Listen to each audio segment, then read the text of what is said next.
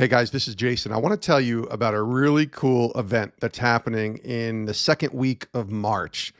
And just imagine joining thousands of men, fathers, sons, brothers, seekers, and of course, Christ followers, coming together to worship God and learn more about the life of true adventure that God has intended for us. Well, I want to tell you about a 2-day event called the Ignite Men's Impact Weekend Conference.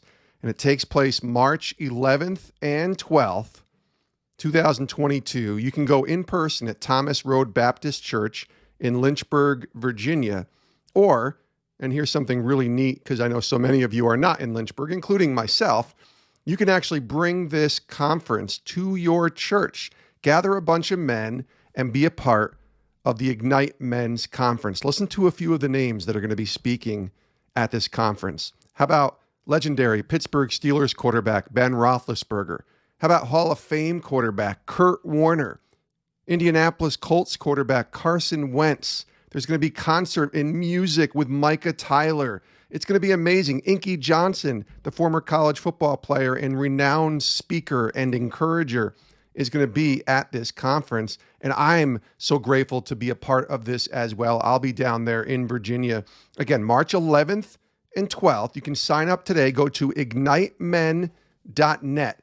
Ignitemen.net. And here's a little bonus for you. If you use the code Sports Spectrum, all in capital letters, Sports Spectrum, you will receive 10% off the registration. Again, ignitemen.net is the website.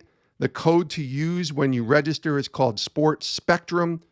All in caps, receive 10% off your registration. If you can make it down to Lynchburg, Virginia, come on down. I'd love to see you. I'm sure Big Ben and Carson Wentz and Kurt Warner, they would love to see you as well. But we understand that you might be all over the country. So consider taking this conference to your church, to your men's group, your small group, and just have a great time together.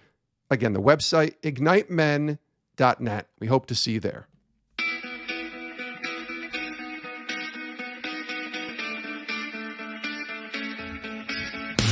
This is Sports Spectrum, the intersection of sports and faith, where we bring Jesus back into the conversation.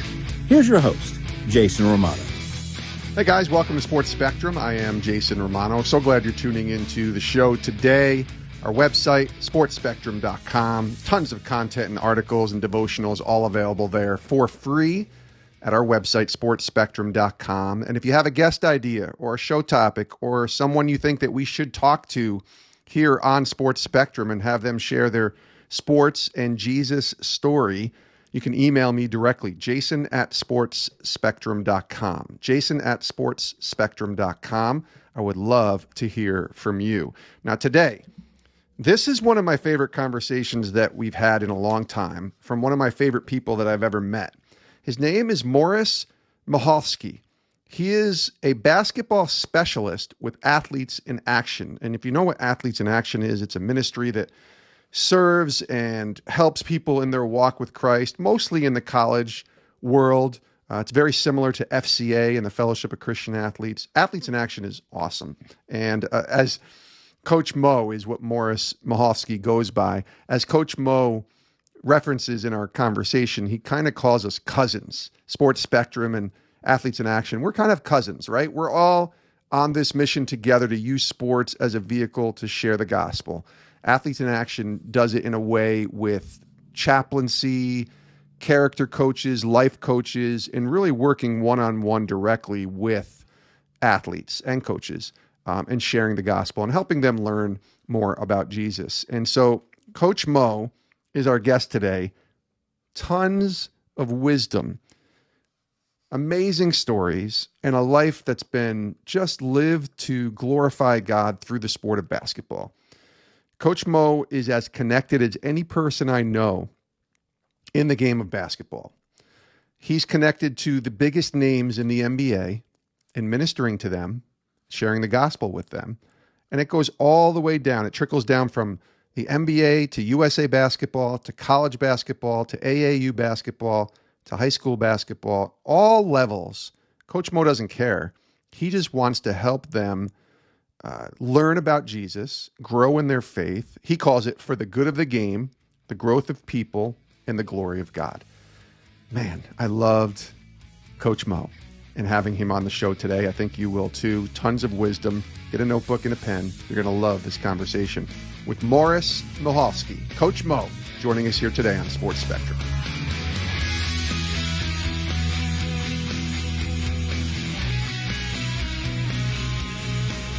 Coach Mo, welcome to Sports Spectrum, buddy. How are you?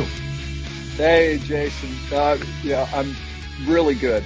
Really good. I think you pumped me up, or Sports Spectrum does, or it's a good basketball day. It's a great basketball day. It's a great time of the year in 2022 because basketball is in full swing. First of all, I got to tell everybody how we met, which is, I don't know if you remember this. I think it was right after I left or right before I left ESPN. My former colleague, Chris Broussard, I had called him and I remember telling him that I had this thought about leaving ESPN and I was praying about it and I didn't know where God was leading me. And all he said was, you need to talk to Coach Mo. And I said, I don't know who Coach Mo is. He goes, it's Morris Michalski. He's with Athletes in Action, but he goes by Coach Mo and you need to talk to him. And you and I had a conversation. I want to guess it was maybe a half hour. You were so encouraging to me. I remember it was driving. I was coming back from a church camp that I was working at. And you were so gracious with your time. And since then, our paths have crossed multiple times at Final Fours and other places. And here we are. We get to do this interview. How about that? How about that? I remember where I was too. I was sitting on my front porch.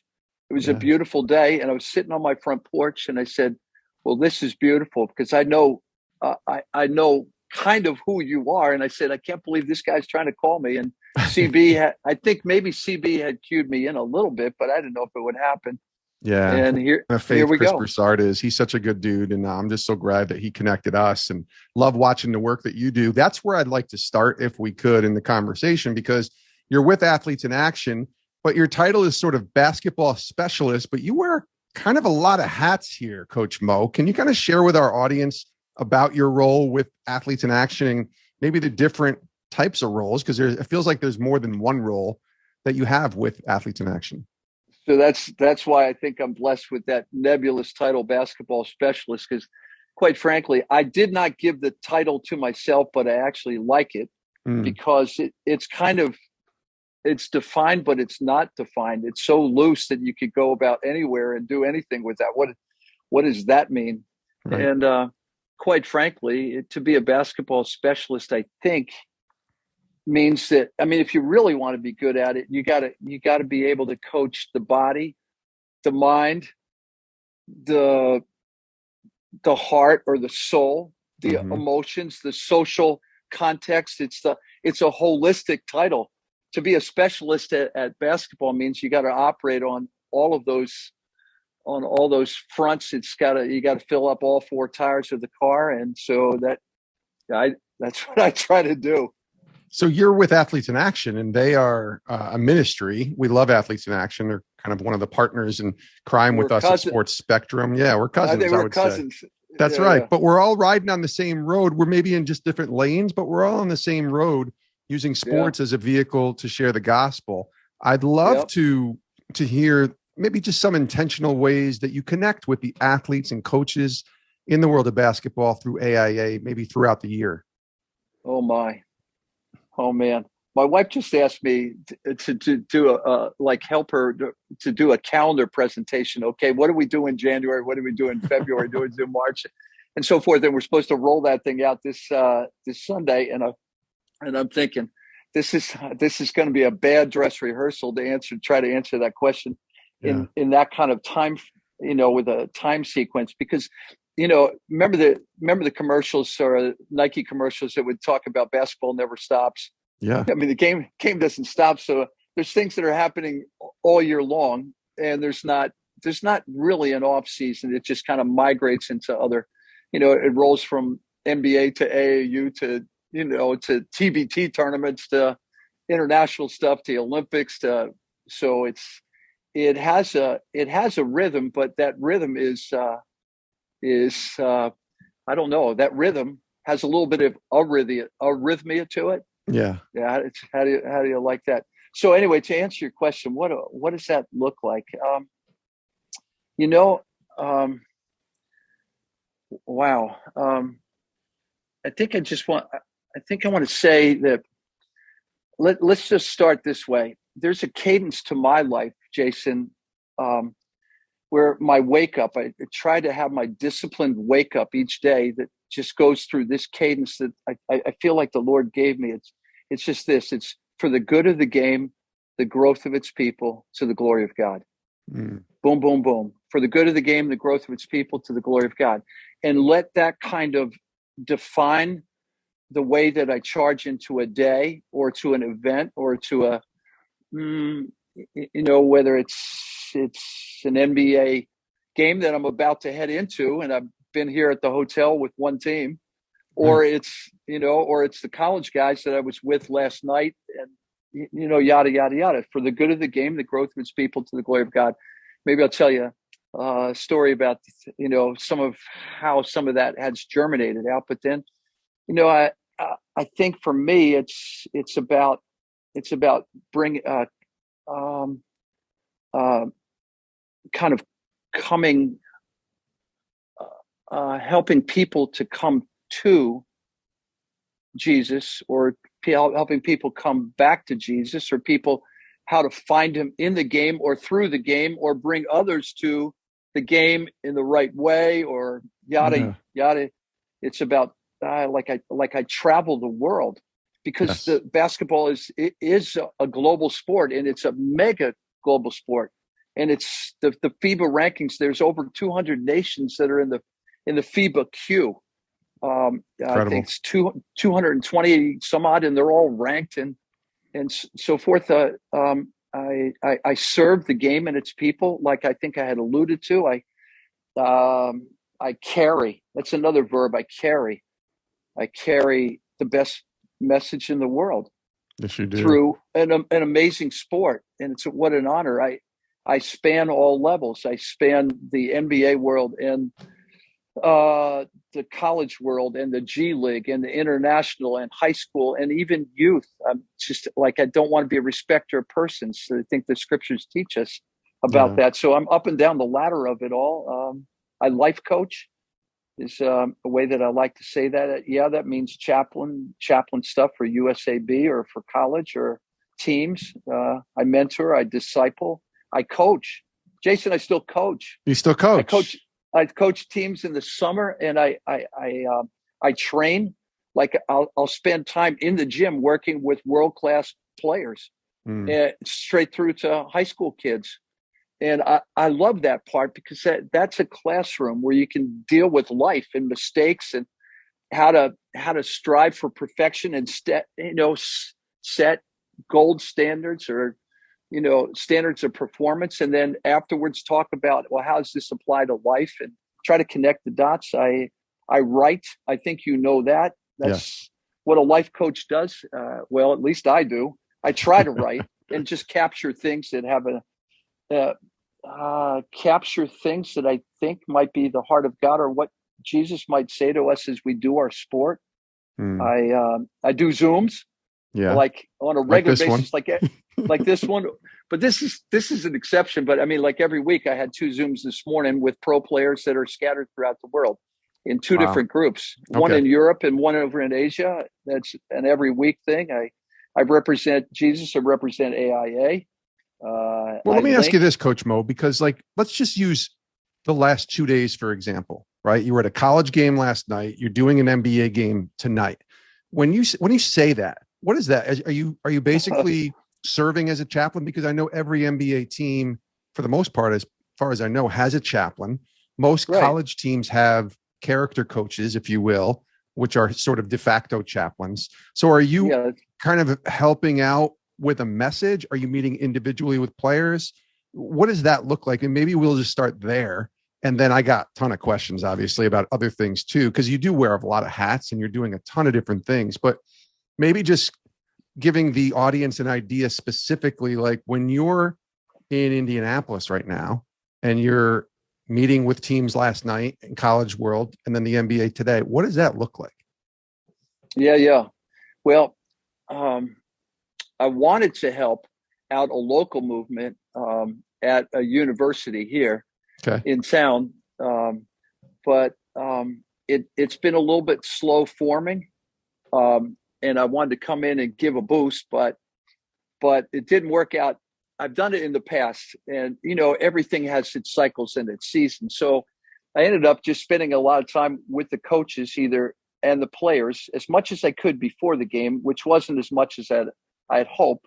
But then after the game, I just lingered, and I think I was the last guy out except for a student manager and the 4 or 5 guys that were using the big the blowers to push all the popcorn and the debris down so they could collect it. And actually had a pretty good spiritual moment with one of the collection guys that was just sweeping up the gym. So there you go. But then texting and visiting with players and challenging and talking about the game and how they felt and where they should go from here. And are there adjustments, and maybe giving them a little bit of a spiritual lens to look at what just happened.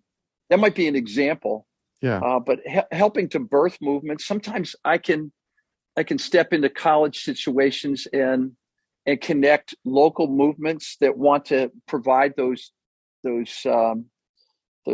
character coaches, or those, I've helped to do that on a regular basis because I speak the language and I know the coaches, and I want to connect dots. That's one of the things that I do, whether it's helping. I just met with a guy who I helped that I've mentored for a while to get a job in the NBA. And I mean, all kinds of ways to connect. And it gives me joy to be able to give opportunities for young, growing men who fear the Lord and that want to serve the game and its people like I do. Give them referrals to get them in this league. Yeah. That's good. So and then today, it's a little bit of this and it's a little bit of that. It's at the NBA level. Yeah, we know that there are chaplains, and I love those guys, and I kind of joined that fraternity, and we're in text streams and so forth. But then I can help them at times to connect dots because they don't always know who's moved in and who's been traded to their team, or who's come up from the G League, or. Sure. But I might, and I would say, hey, be aware that this guy has jumped into your situation here, and let's see if we can't get you guys connected. And but then USA basketball for the senior national team, that's kind of my formal chaplaincy lane. Okay. Our Olympic team or our World Cup team.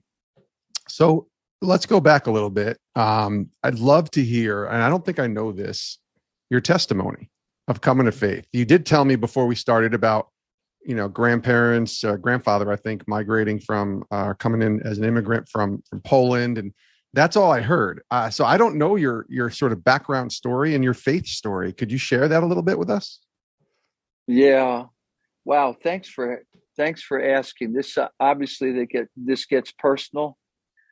Probably the most dramatic way that I could say it, but it's really pure and simple, is I came to God.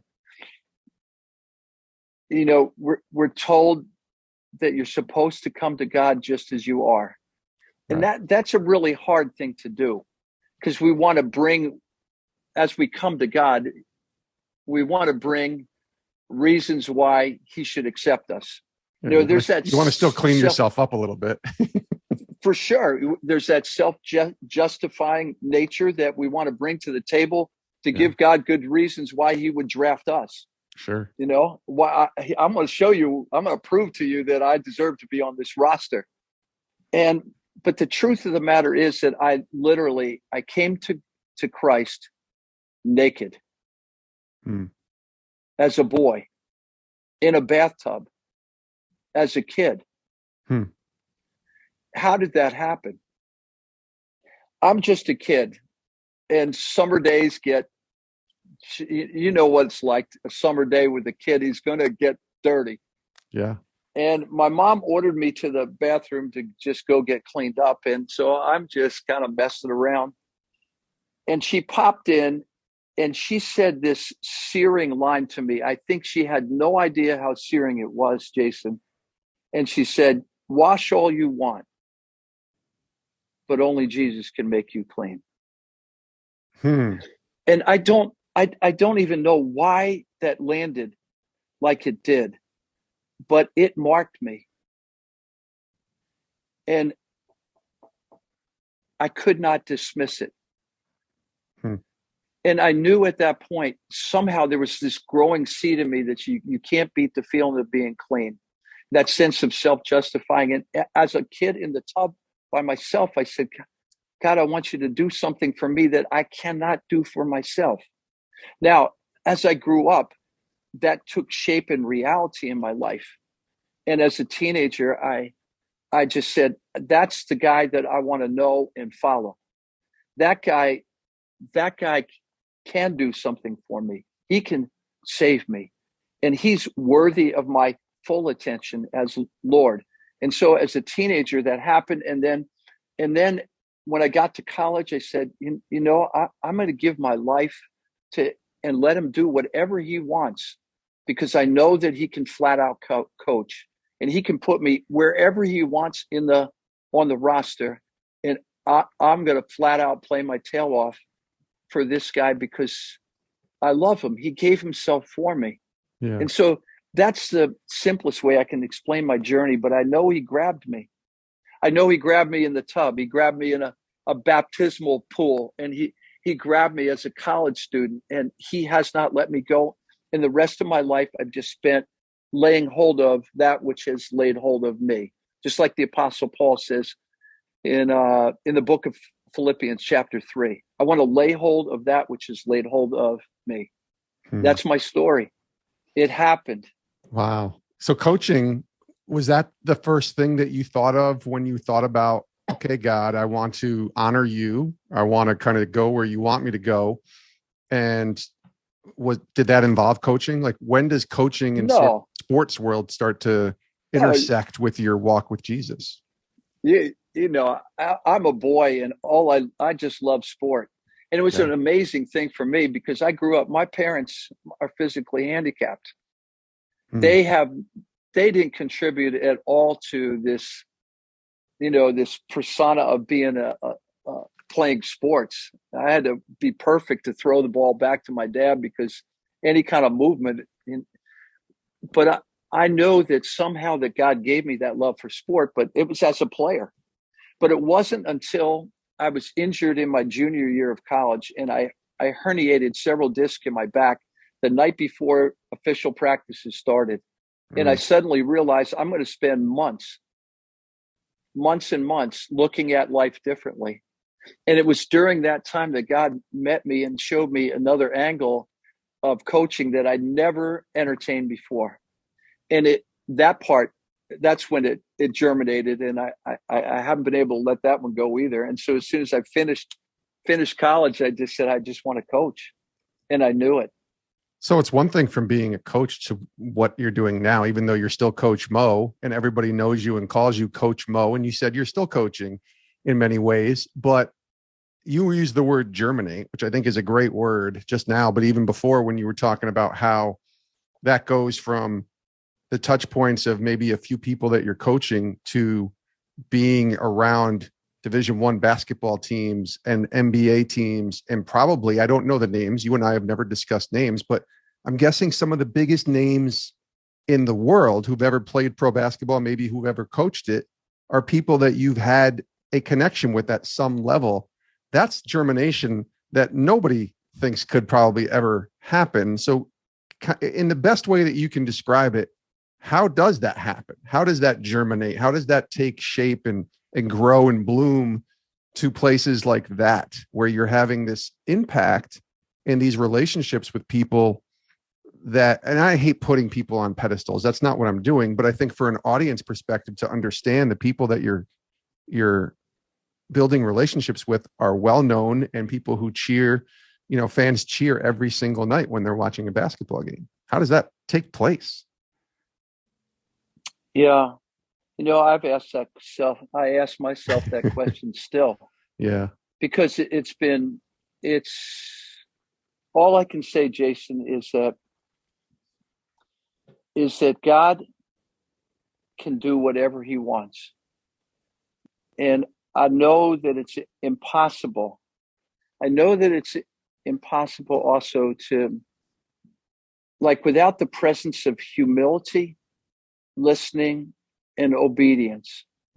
And I'm talking about genuine, like deep and sustained humility. And I'm talking about listening to others and going in with a servant mindset that's uncheckered, unchecked, full blown, and this idea of obedience, like a fearless obedience, like where you're not afraid to stand before kings. That kind of, I ask God to render me fearless, because many times we can get struck. We can be like deer stuck in headlights in those moments where you're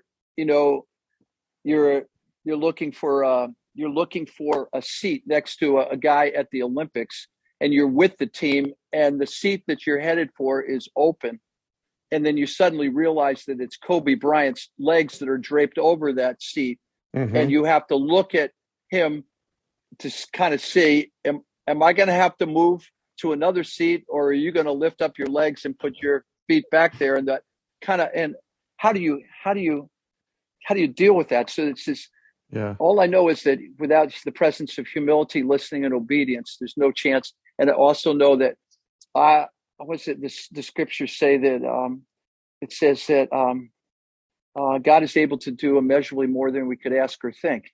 So let him, and then do whatever he decides to do. We gotta roll with. Whether he tells us to pick up garbage or spend time talking to the maid at the hotel, or the guy that was cleaning the gym last night after everybody else is gone, and talk to him about Jesus, or whether it's to have a conversation with Kobe for a moment, or any one of those other guys that you kind of hinted to or alluded to. You got to roll with it. Well, you brought up Kobe. I want to ask you, this wasn't in my notes, but it just made me think, because it'll be 2 years pretty soon here that Kobe's been gone. And I can't believe it's been 2 years now. But when that moment happened, I felt like I felt like a person like Coach Mo became even more valuable, if that makes sense. Forgive me for saying it like that. But I thought there were more questions about spirituality, salvation, death, life being short, than I've ever seen or heard, or even just the conversations that I was having with different people about how life is short, but really spiritual conversations. Did you have that? Did you see that, I guess, when Kobe's passing happened with the people that you minister to and work with, and the relationships that you have both in the NBA or elsewhere? For sure. Yeah, for sure, Jay. For sure. Let me say this, we struggle. The scriptures talk, it was one of my favorite verses. I'm going to give you two. Here's where I'm going with this, is that they bear relevance. One is 2 Corinthians 4:18. It says, so we fix our eyes not on what is seen, but what is unseen. Yeah. What is seen is temporary, but what is unseen is eternal. And we struggle because we have a certain idea of what a scoreboard says, and that determines our value. Yes. And it's the only thing that determines our value. And our problem is that there's another scoreboard that's at work, and we just don't always see it because we're blind. And my problem that I tell players and coaches is it's not that the scoreboard has become too big. The problem is that the scoreboard that you're building your life around is too small. Right. And then this other verse, wait, if I could just slip this in, it's Jesus's words. Now understand that this guy never ever lost. Okay. That's correct. He never ever lost. Sometimes it looks shaky, but it's the only one we could ever say that about, ever, that walked this planet. And here's what he said. He said, whoever hears my words and believes in the one who sent me has eternal life, will never be condemned.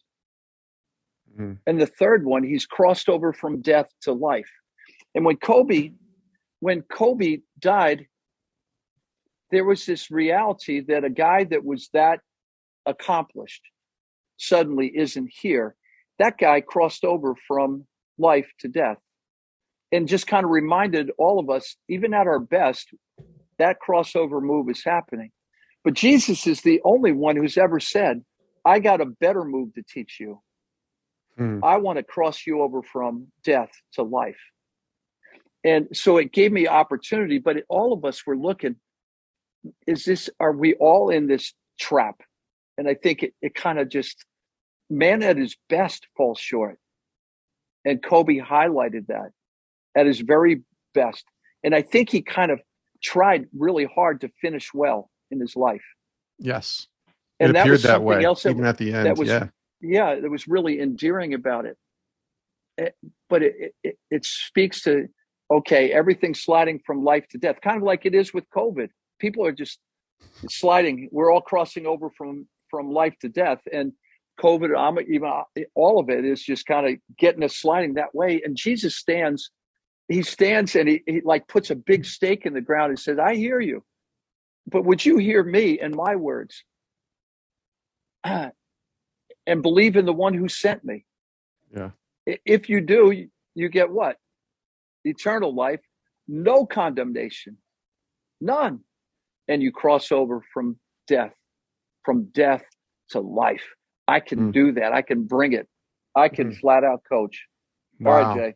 No, that's good. That's really good. And I think I do remember that because it was just a month or two before COVID initially hit. And so you put that on top of COVID and now 2020 and everything that happened with, and COVID still being here, it just creates, I think it creates more dialogue. There is division too that's out there, but it created more dialogue to have spiritual conversations about the fragility of life in this world, as opposed to, what you just described, the bread of life, the living water that is Christ. That's so good.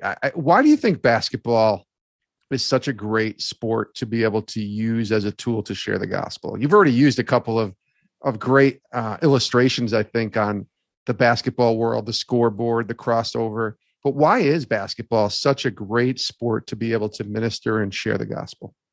I love that question. You are such a good guy, because I love this sport and its people. But first of all, we have to understand that sport in general and basketball specifically, it's a language. It's not just a sport. It's a language. It's a way of communicating.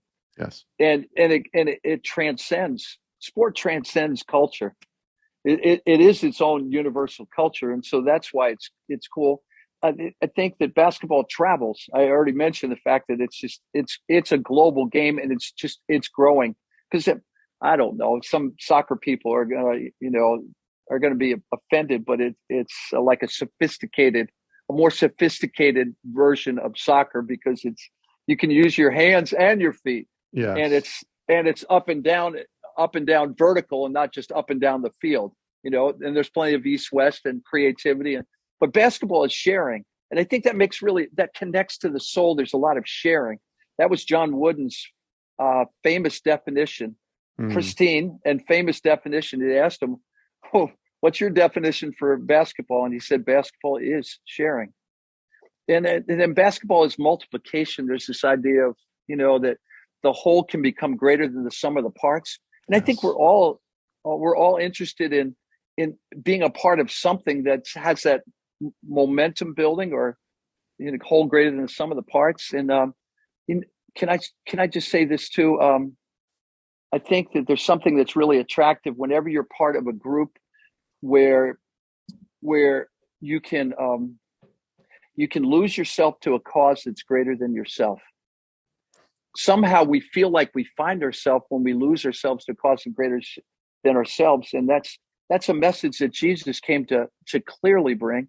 And then the last thing is, I think it was 4 or 5 years ago, in a hallway in Toronto, I met James Naismith's grandson. I met him. Wow. And he stopped me. He was there for NBA All-Star Weekend. We're in a hallway, and he just stopped me. I had no idea who he was. He had no idea who I was. And he said, would you like to know why? Would you like to know why my grandfather invented the game of basketball? Oh, wow.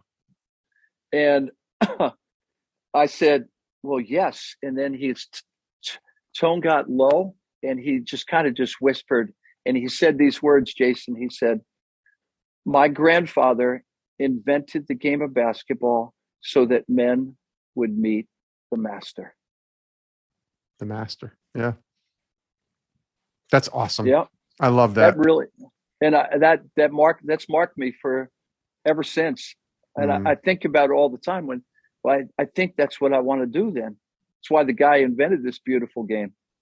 Right. So people could meet the master. I've heard it. Nation of Coaches called it the master coach. They called Jesus the master coach. And I was like, where did the master coach idea come from? Obviously, you know, It's it the guy makes who sense, invented right? But that comes from James Naismith and his grandson telling you that. That's amazing. Did you ever meet Coach Wooden, by the way? You mentioned him. I didn't know if you had been in ministry when he was still alive. Yeah, Have you met Coach Wooden? Yep, I sure did. Yeah. What was that like? I've got to see him from afar, but never had a conversation or anything from him up close during my time at ESPN. Oh man. What was that like? I just background wise, I'd just say that when some guy, an insurance guy, sent me his book when I was in college, the first book he wrote, it's called They Call Me Coach. And I read that thing, and that was at the time that I got hurt. And I memorized his pyramid of success when I was 20 years old. And I've carried it. If you ask me, I could tell you every building block right now. And I've spoken to it, and I've designed pyramids of leadership pyramid and a defensive pyramid that are fashioned with his pyramid of success in mind, his definition of success. So anyway, what was it like? I remember being on the phone with him, and I asked him once. Do you have any good advice for a young coach like me? And there was this pause on the phone, and then he said these words: love your wife. Wow. Probably not the answer you were expecting. No, but I took that and I wrote those words on a Post-it note, and I stuck it back on the back of a photo, an 8x10 photo I have of him and me at one of the Final Fours. And to this day, I've got it right there in my office. I remember going to the Final Four, and I had helped him and his daughter Nan into the car on the way to the games in Atlanta in 2002, and then we went to the doubleheader. And you know how late those games go. And the next morning, both of us were at church. He was there at church. I'm sure he didn't get in until after midnight. And at 8:00 in the morning, the next day, 20 miles away, one of his former players, who was also a friend of mine, was preaching, and we were both in the service, and he sat in the second row and was taking notes at 8:00 in the morning. Wow. The next morning. There's an anecdote for you on John Wooden. Well, wait, taking notes, right? Too. I mean, at that point, what's he, probably 90 years old? And he's in there taking notes in a church service on 5 hours of sleep or whatever it is the next day. Yeah. And that's a humility, a listening, and an obedience that's still marking his life. Never stop learning, right? He still wants to meet the master. I love that. That's such a great story. All right. As we wind down, I just thought a couple things came to mind as we were thinking through what this conversation would be and where it would wind down. The first, I think, is maybe just whatever God kind of places on your heart, maybe close us out with some encouragement. I think we have an audience that's a wide spectrum of people, mostly people who love sports and love Jesus. But we have a lot of coaches that listen, a lot of younger coaches, high school coaches, as well as college, and even in the pros, a lot of athletes that listen, former athletes. What's the encouragement, Coach Mo, that you might have for them, for us, as we say goodbye here? Oh my. The first thing that comes to mind is this can be done. That the gospel is way more powerful than we think. So carry it. And if you have to, use words. I would say coach loved and play loved. It's more powerful than we think. This can be done. The gospel really does change lives. It can. There's a certain fearlessness and a freedom that grows out of the understanding of how to do sport when an audience of one is placed at center stage. Honest to goodness, I would say like I did to there was a little quick story. Like, I was in Cleveland a few years ago for the closeout of the Warriors when they dominated the Cavs. Yes, remember that. And they swept them in 4. And I was there in the hotel for 9 hours with the Warriors before that game. Mm. And there was a moment where one of the players said, "Look, can I just spend time with you?" And so after I get my nap and massage and yada yada, I'll call you. And so I just waited in the lobby, and he called, and I came up and he said, "Well, what do you want me to do?" And he just said, "Tell me something I need to hear." Wow. And I was scared, right? Because but that's often how it goes, you know. And I just said, "There's a couple things I just want you to know. Number one, attach honor to everything. Winning and losing is not just all there is. There's 2 other options that must be considered. You win with honor and you lose with honor. It's not just winning and losing, but it's winning with honor and losing with honor. And when you go out and play tonight, attach honor to what you do." And then I connected the dot to this when I said, audience of one, that all that matters is what he thinks. And sometimes he's the last guy that's thought of. And then I told him a story in my life of something that happened with my son and I. And then I said, "Would you like to pray? And let's just close this thing out." And we got on our knees together on the sofa in his room. Wow. In his hotel room, and prayed, and I went to the ball game. So we go, and I walked off the court in between the 2 best players, arguably the best players on the Warriors. I walked off the court after the trophy presentation, and I didn't have a credential, and I thought for sure that the police would arrest me, but they pulled me out of the stands, and I walked off, and I walked all the way through the gauntlet of all the media up into the locker room door, and I was scared to go in because I didn't think I was supposed to. So I didn't, and that's fine. And I just tried to stay in anonymity about 5 feet from the door.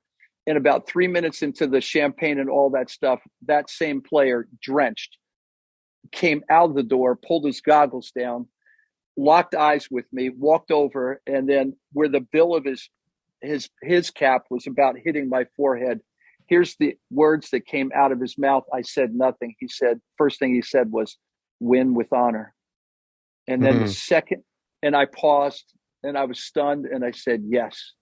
And then he said, "Audience of one." And I said, "Yes." And then he buried his head in my chest and just started thanking the Lord on his own. That really happened. So I say to our people, let's not forget, attach honor to everything. Who you belong to makes all the difference in the world, and bring honor where it's due. Audience of one. Know the word of God. That's your playbook. Prayer changes things. I'd say let him coach. Because Jesus can flat out coach. Let him coach. He knows how to do that. And he knows how to win. Yeah. Trust him. And then follow the Spirit and have a ball doing it. Have a ball doing all of that. And that's my bottom line message to all of us, including me and you. Well, Coach Mo, you're the best. Would you mind closing us in prayer in this conversation? I mean, that was just fantastic. I hope everybody listening really, man, bring a notebook and take some notes. That encouraged me quite a bit. But would you mind closing us in prayer here during this conversation? Sure. Oh God, you are the best. You understand life and death, and our times are in your hands. Our salvation and our honor depend on you. You are our mighty rock and our refuge. Would you just get after the default settings that can get wacky? Would you bring us to a place of understanding and trust and humility and listening and obedience, please? And coach us. Would you remind us that surrender is the key to victory? God, I pray that we would help men to meet the master, that we wouldn't live for ourselves, that for the good of the game, the growth of its people, to the glory of God. God, I pray that would be a sweet infection, no matter what we coach, or even if we coach at all, but just how we live in our neighborhoods, in our communities, our churches, this world, this nation. Oh, God, we need you to coach us. And would you encourage our hearts that you love to honor the commitments that we make that honor you. We're counting on you. And we just commit all of what we talked about, and you germinate whatever you want out of this one. And may the words of our mouths and the meditations of our hearts be acceptable in your sight, O Lord, our rock and our Redeemer. We pray these things in the name of Jesus, the one who never could be beaten. Amen. Amen. Thank you, Coach Mo. And many thanks to Coach Mo, Morris Michalski, for joining us here today on Sports Spectrum. Athletes in Action. He's a basketball specialist.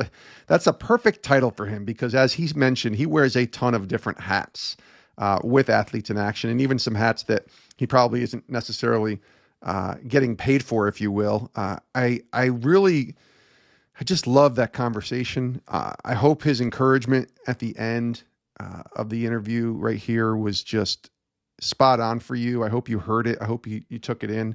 I appreciate him closing us out in prayer with the conversation, talking about Coach Wooden, talking about Kobe.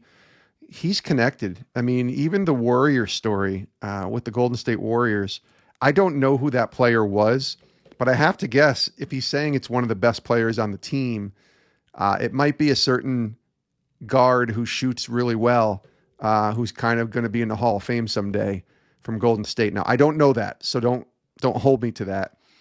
But that gives you an idea of the footprint and the connections and the relationships that Coach Mo has built and the trust that Coach Mo has built with so many.